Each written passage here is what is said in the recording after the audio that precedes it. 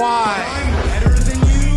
My eyes are red. I was in the back smoking a joint with Van Damme. You know it. Ladies and gentlemen, boys and girls, children of all ages, it's your boy Stevie Jobber. And it's your boy Dangerous Duke. And welcome back to the Dangerous Jobbers podcast, putting wrestling over one podcast at a time. And you know this, man. Yo, so we recently did a list of mid-carders. We've been discussing mid-carders and just going over our heads. And today we're here to talk about who are some of the best mid-carders right now. Yes, currently active Midcarders. So we're gonna go 5 for 5 on the best mid-carders right now. If you're listening to this on YouTube, or even if you're listening to this on Spotify, leave a comment. Tell us if we missed anybody. Who'd you agree with? Who'd you disagree with? Who do you think is underrated? Who do you think is a mid-carder that should be a main eventer? Just tell us what you think, man. You know, we're talking mid-carders. Join in. Exactly. And we may or may not have already put out one about some of the best mid-carders of all time. So if you're listening to this, go look that one up. And if it's not up, go bug us and tell us to put it up. Exactly. So without further ado, man.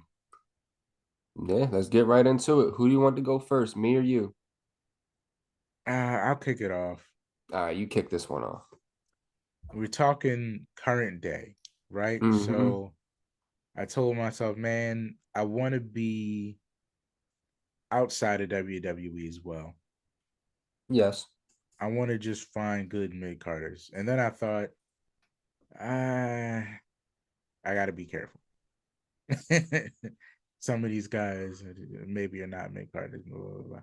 Anyway, I came up with the first name, and that name is Trey Miguel. Ooh, I like that. Trey Miguel of the Rascals has been holding down the mid-card division in Impact for at least the last 2 years. Ever since the Rascals and Impact broke up, Trey Miguel has been on a blazing trail through the mid-card. He has. He hasn't quite graduated to top of the card yet, but they're in motion. Right now, Trey's establishing himself as a single star, a multiple-time X Division champion, and currently just putting on great work every night. I agree. Trey is doing phenomenal work in Impact. I feel like it's only a matter of time before they graduate him to the main event scene. So when it does happen, it's going to be great. But as it stands right now, Trey is definitely one of the top mid-card guys, not just in Impact, but I think in the entirety of professional wrestling. So I can respect that. My first pick was going to be an honorable mention, but he's making my list. This guy's been tearing it up on the indie scene. Great mid-carder. Again, another guy with the potential to be a world champion. I do believe one day he will be a world champion. Somebody you and me have talked to before. We know this man. We've had him on the show. The suplex assassin, Alex Kane. Boomae. Oh my! I didn't even notice you're wearing this shirt. I didn't even notice that. I really did not even notice you're wearing this shirt. But yeah, Alex Kane, the dude. If you guys have not seen this man's work, I can't preach on it enough. Go check him out in MLW because that dude's gonna be somebody to watch. He's gonna be a world champ one day. He's gonna be a world champ one day. He is, and I'm honored that we had him on the show. It's not even a cheap plug that I'm saying him, but I really believe he's one of the best mid-carders out there right now. And it's only a matter of time before that man becomes world champion. Absolutely, man. Absolutely. Doing phenomenal work. Might be sooner than we think. All right, man. That's such a great pick. All right. While we're still jumping from companies to companies, I found me who I truly believe is one of the best mid-carders in AEW. It's not who you think. Okay. It's Orange Cassidy. Okay. Yeah. So, believe it or not, I really, really, really respect Orange Cassidy. He Yeah. is somehow able to be, he's such a throwback. Like, Mm-hmm. outside of the 2000s, not even 2000s, outside of like the 90s, this character has a very huge ceiling. Mm-hmm. And somehow Orange Cassidy is able to take this character that feels like one of those throwback gimmick characters that should be facing Val Venus and have this huge, huge following that at any time he could be pulled into a world championship spot. And even Mm-hmm. though he might not win, he you definitely know you're getting a banger that night. Yeah. And he's somehow been able to transition his character and not change it to work. I mean, Mm-hmm. not abandon it, but just change it to work to where it's still believable. It Mm-hmm. still sells merch, but he's not underrated in the ring. Yeah. Like you know he has the talent, but He's at a level of real respect. yeah, So gotta I can go on respect that. Cassidy. I can respect that pick. So since you went to AEW, I'm gonna go to AEW. Mm. And everybody that I've spoken with, I've preached about this guy. Some people still haven't come around to him. Some people have. I think Stevie's one of the people that has come around to this guy. But I just see so much potential in him that I think he's going to be a money draw in a couple years, probably even sooner than I think. So, with that being said, man, Ricky Starks. Oh yeah. Ricky Starks has got to go up there. And when he first started in AEW, you couldn't see it. Then they let him do his thing little by little. They let him talk. They let him wrestle. They let him showcase what he can do. Mm-hmm. Starks can go. Mm-hmm. Starks is the better of the team that he was in with Aaron Solo. Starks is the man. I could see Starks being a world champ one day, fighting MJF, getting the belt. You got to establish him sooner or later, because if you let him go, he's gonna go somewhere and be a star. So Ricky Starks is on that list for me. That's my number 4. Yeah, man. Yeah. I can't disagree with that. Ricky's promising, I think is the word I have to describe him. He's very promising. Mm-hmm. If you give him the room when it's Yeah, time. like he can go in the ring. He's good on the mic. He's got the look. Can't go wrong with Ricky Starks. Okay. I'm gonna go with I might end up tossing this guy out just because I'm trying to look at his body of work and I'm debating whether he really is one of the best mid carders right now. Yeah, I guess he would be. I guess he Is it would a be. is it a WWE guy? Yeah. Okay.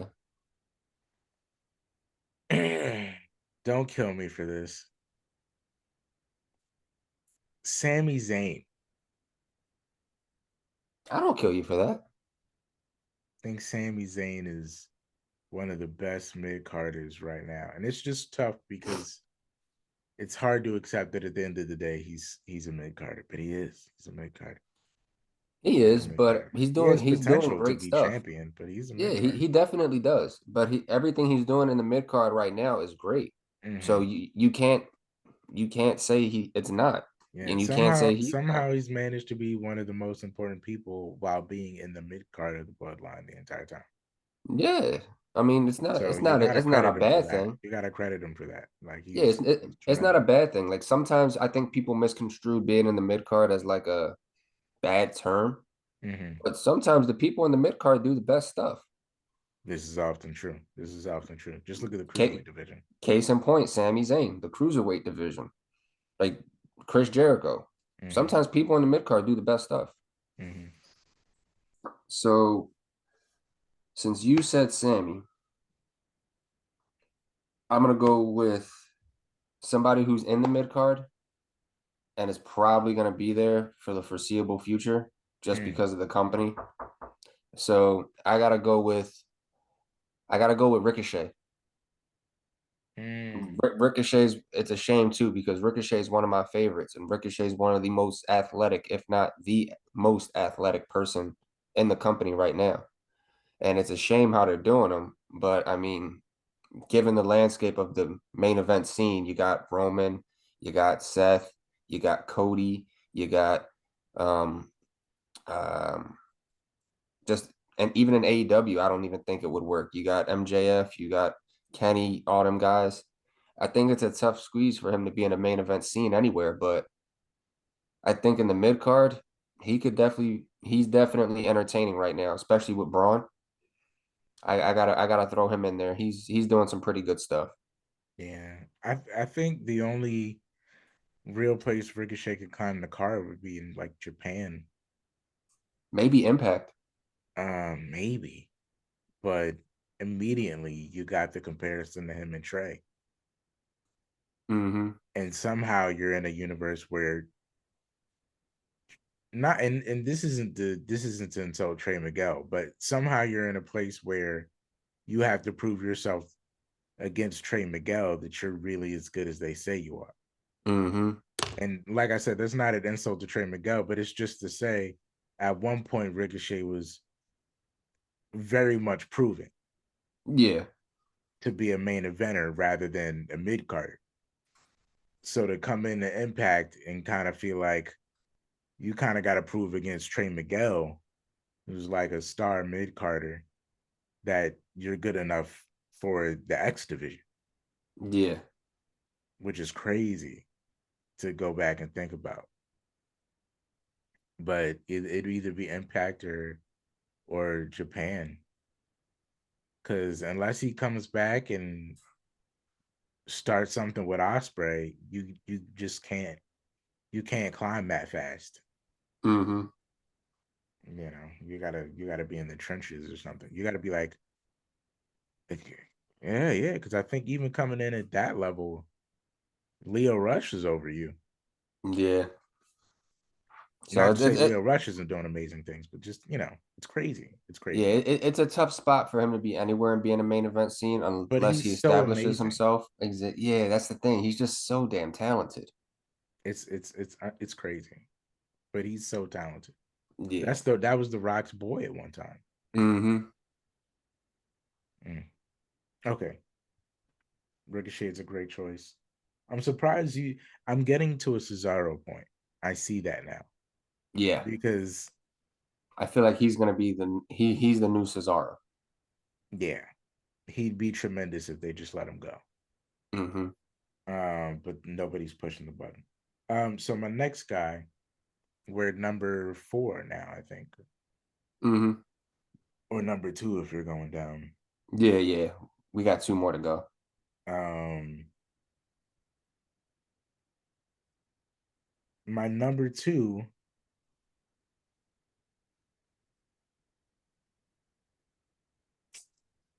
man. See, yeah. My number 2 is Dominic Mysterio. I left him off my list purposely just because I knew you were gonna have him, but he was probably gonna be like my number 2 or number 3. Dominic Mysterio. He's got the most heat. I mean, it is roaring. Mm-hmm. And he's somehow found a way to not be that important if we're talking about rankings and where everybody's landing at in contention for championships. Yeah. Somehow he's managed to be kind of irrelevant in that area, but the most important to the fans when he's on screen. Yes. And if that isn't amazing mid card work, then what is? You know what I'm saying? Mm-hmm. that is really the true test of a great mid-carder. You can go in the ring and you can make the people care about you, whether you're winning or not, or whether the match matters or not. You just make things matter. Yeah. And Dom's amazing at that. So I agree. Dom's there for me. Right now, Dom is one of the best. So my number 2, originally he didn't make my list, but since you're using somebody in a faction, so will I. Now again, a lot of people might not see this guy as a mid-carder, but he's not in a main event scene right now. Mm-hmm. But I think what he's doing right now is perfect for him. I'm gonna go Solo Sikoa. I love everything that they're doing with Solo right now. Like the way that they're using him. They're not letting him talk. They're just letting him be the street champ. And I really think he's world champ one day, whether it's in WWE, AEW, Impact. I could see him being a world champion wherever he goes, or even like getting an IC title or a US title and just steamrolling competition, kind of like somebody right now who's doing it. So yeah, for me, Solo Sikoa is definitely one of the top mid card guys in my opinion. Yeah, I man, enjoy I enjoy watching him. I love Solo so much, and I'm so happy for the rocket ship, the jetpack they strapped to this kid when he showed up, because I feel like I don't feel like he didn't earn it. Yeah, no, he put the work in. I feel like this is a true case of somebody that if you watched him from the beginning was already just head and shoulders better than everyone else. Yeah. And not to say he's AJ Styles of any kind, but just to say he got it. He knew what he was. He knew he found his it factor, and he just knew how to do it. Yeah, like he didn't try to reinvent the wheel and be something that he's not. He didn't listen to all these people saying, "Oh, you should be this, you should be that." He stuck with basics. He stuck with what he knew and how to do it good. So I can't knock him for that. He's doing And great stuff right now with what he knows. and I feel like for guys like us, sometimes you just want a raw Samoan again. Yeah. And he is that. In every form. I think that's why we love Jacob Fatu so much as well. Yeah, Shout out to Fatu. It's why we love Joe so much too. A Samoan in raw form is just there's something about it, and he just gets it. So you're absolutely right. He showed up, he just got it, and then he came to main roster, and he didn't have to fight through what the Usos had to fight through. He didn't have to fight through what Roman had to fight through.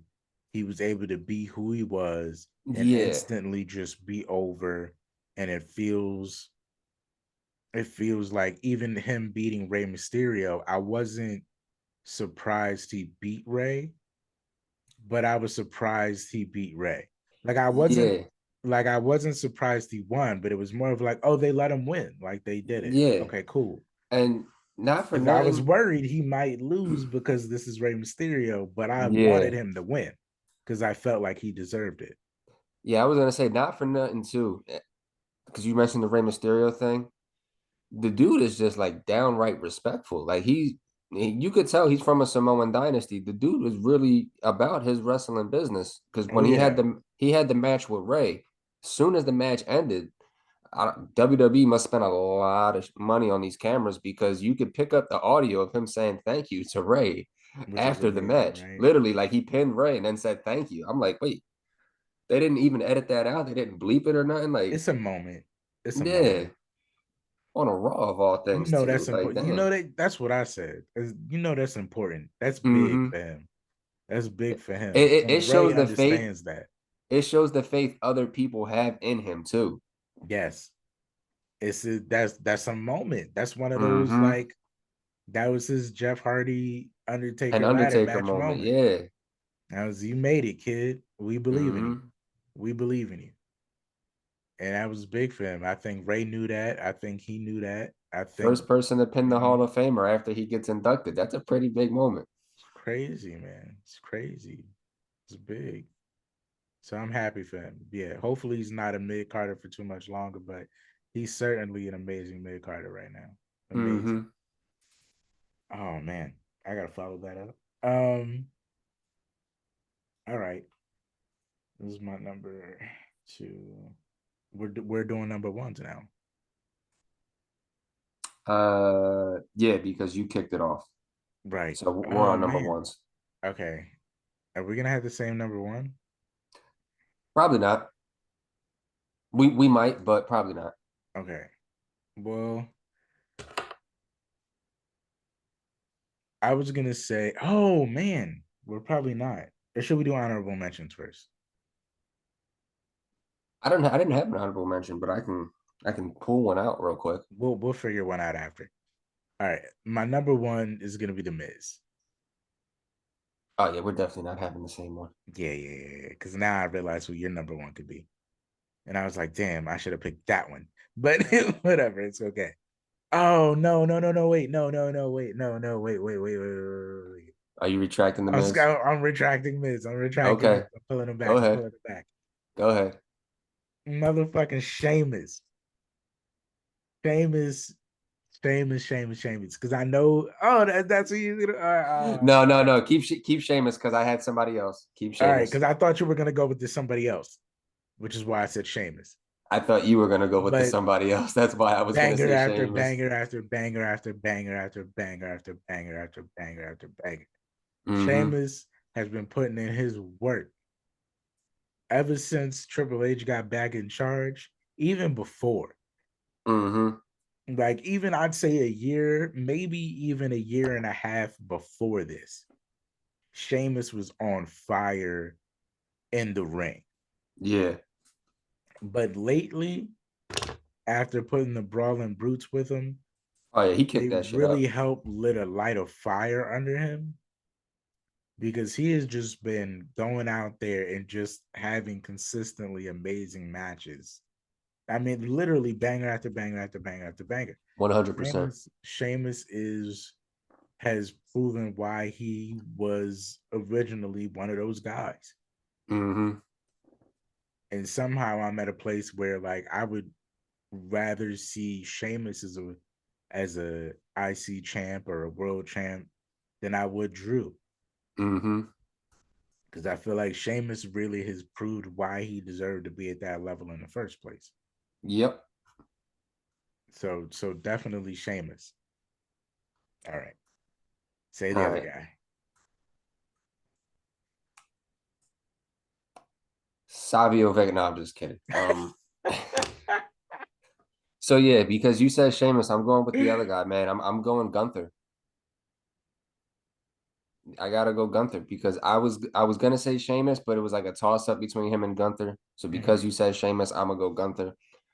Like you said, banger after banger after banger. This dude has been running marathons with this IC title, and there's like no end in sight. And I am absolutely okay with that. No, and I don't. I'll give you I'll pile on top of that. He's been one of the greatest mid carders and just general champions for the past what 2 years three for like the years, 4 years. yeah If you count back to when he got the UK title all the way up until now, he's just been a great champion yeah he hasn't missed. for at least 6 years straight. Yeah, he hasn't missed. Guy's tremendous. Yeah, so Gunther makes that list for me, man. All right, Gunther's so we want to do an tremendous. honorable mention? Yeah. Okay. So my honorable mention actually comes from NXT. Okay. I wanted to give an honorable mention to Grayson Waller. Oh, damn, that was a good one. Yeah, I've been watching. Carmelo is world championship material. I think um Carmelo, Braun, and Grayson are all world champion material, but Mm-hmm. just all the work Grayson has had to do for him not to be the guy at the end, because you kind of feel like it's gonna be a triple threat. Like they're the three-headed monster of NXT right now. Yeah. So to see that big match came for like the future of NXT, or what we thought was going to be the future of NXT, which might still be for the future of NXT, Mm-hmm. depending on how the draft goes. To see that Grayson was left out of that, like he was the runner up, is Yeah. like disheartening, which kind of solidifies that they thought these were the two guys for right now. Mm-hmm. Just the fact that they didn't see it necessary to make it a triple threat. Man, Grayson has been doing an amazing job with whoever they throw him in there with for as long as Carmelo Hayes has been doing it, for as long as Braun Breaker's been doing it. And he's made me care about him. Because for a while, he was just some weird loudmouth. He felt like maybe he was really good at making you hate him, but I didn't really trust him to have it in the ring. And then slowly, guy after guy, you Mm-hmm. come back a week after, a month after. As I check on these guys, Grayson is always with one of the best guys in there. He's always one of the best promos, having one of the best matches. He's Yeah. proven himself like he's proven that you have to take him seriously. I agree. And so to me, he's one of the best mid carders they have. They're not ready to pull the trigger on him, but as far as being a mid carder in his time in NXT, far none. I agree.